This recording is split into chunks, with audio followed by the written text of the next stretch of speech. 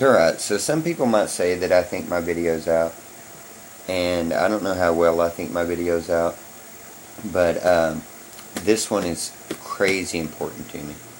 Um, I've probably not done a video that was even even close to this. I mean, most of my stuff is just, talking about my pull list or doing whatever.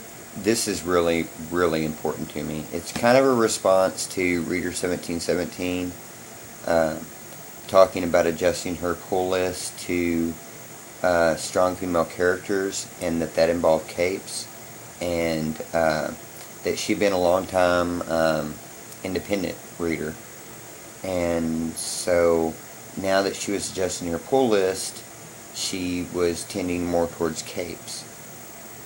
I've been online and watched a lot of videos.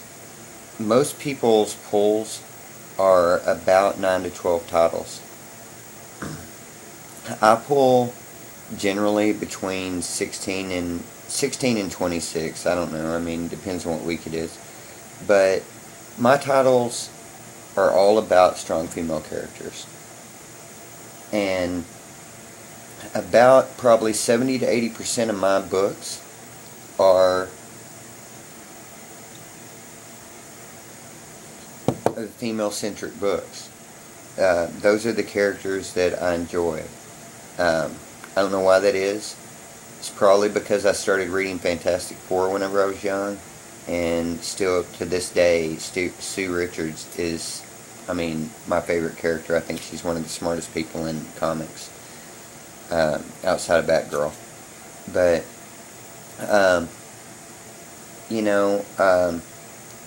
taking the 9 to 12 in account, I picked out 21 independent titles that I believe have very strong females in them.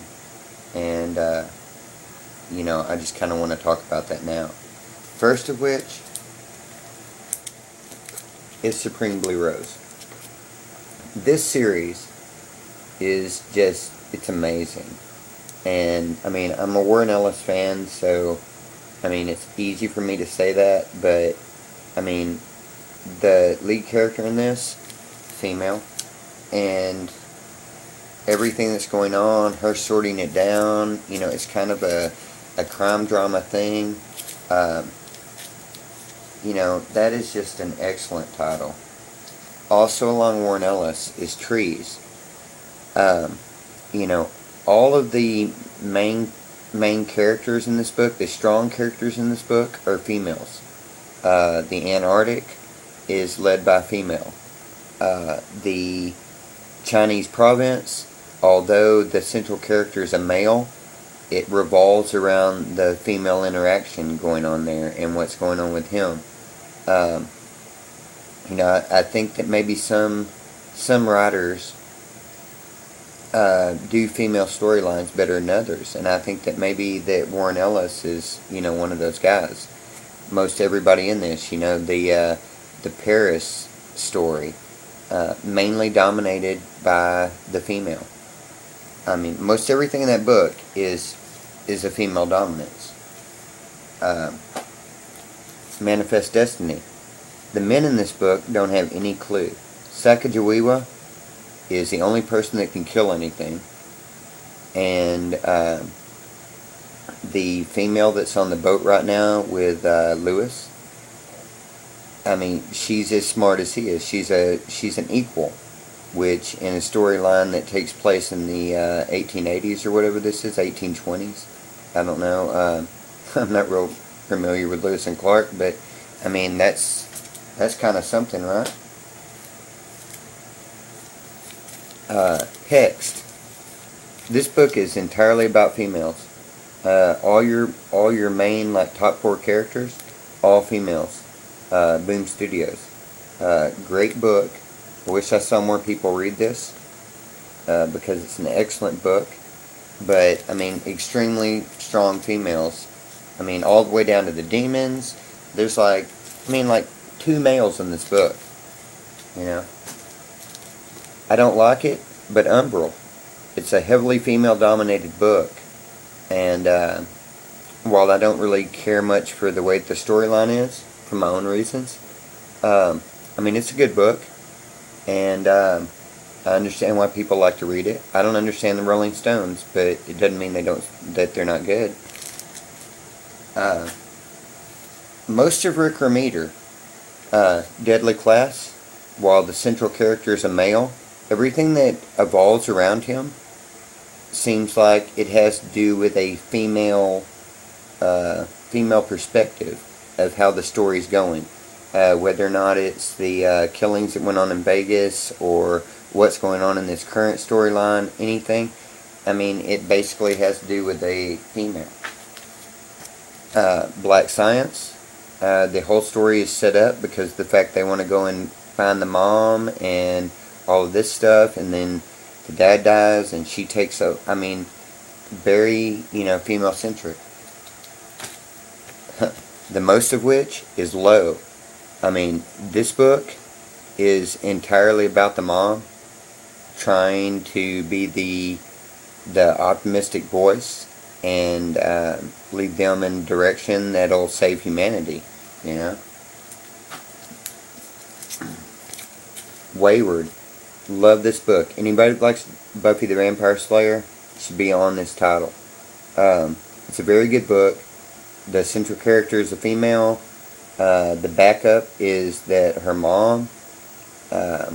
Everything else that goes in the story, it's really a Buffy the Vampire Slayer type of book. The Woods. The people that take charge in this book and are not total freaking idiots are the females. And, good title. Nailbiter. One of my favorite books. The sheriff of this town is a female. She's in charge. She's in lead of the charge to sort things out. She had a relationship in the past with the nail-biter serial killer, and she's trying to sort out why it is that her town is in habit. Great book. American Vampire. This whole second cycle is really focusing around a woman who takes care of misfit lost vampires. And, so. Names. One of the most badass chicks that's in a book right now. She's just trying to uncover what happened to her husband. And she's not above resorting to whatever it takes to do that. It's a great freaking book. Bodies. While the majority of these stories involve males, the most interesting to me is the future person, which is a adult female and a child female, and what's going on with that. That's what interests me about this book, and I think as the book goes on, since they're at the end of the train, this is going to take on a much stronger thing about that. Coffin Hill. Central character Eve. Everybody else, is majority a female. Unless they're just dishonest or whatever. Sirens by George Perez. Female super team of women jumping through time. It's George Perez, women's super team. How can you go bad with that? Oh, nobody reads it but me, but X. This title is kind of a Punisher title. But you've got Lee, the redhead there, who is basically the voice of reason in this story. And, it's just a great story. I wish more people read it than me so I could have somebody to talk to about it. But, it's great. Go out and pick up the next story arc. It's on like 2 of 4 right now. Love TNA. So, Danger Girl. It reminds me of a early 90s, mid 90s comic. But it's a female, super team. So, you have to love that. The art in this is great. Max Brooks' Extinction Parade from Avatar. 2 females working out the zombie apocalypse, and this art is great. but, you know, great book. Funny thing is that all those books I just showed, none of them have a female curator, but Red Sonja. Gail Simone, Red Sonja. This book is amazing. I mean, I get it in 2 covers every month. Mainly because I like these covers. These covers are awesome. But, you know, that book has been really great. It's a really great time to jump onto Red Sonja because of the fact that the arc that they've been working on, the first 12 issues, is finally coming to a close. And, I mean, it's ready to move on. Something to pick up in trade is Legendary Steampunk. This book was freaking awesome. It mainly revolves around a Red Sonja character. The entire story is about her. It's also about Vampirilla and a couple of other really strong female characters. This last issue, just how strong they are really comes out. And, you know, that is freaking awesome. You know, I mean, that's like 20-something titles. So, I mean, like a half month's worth of comics. And that was just, you know, off the stuff that I just picked out randomly. But, you know, anyway, I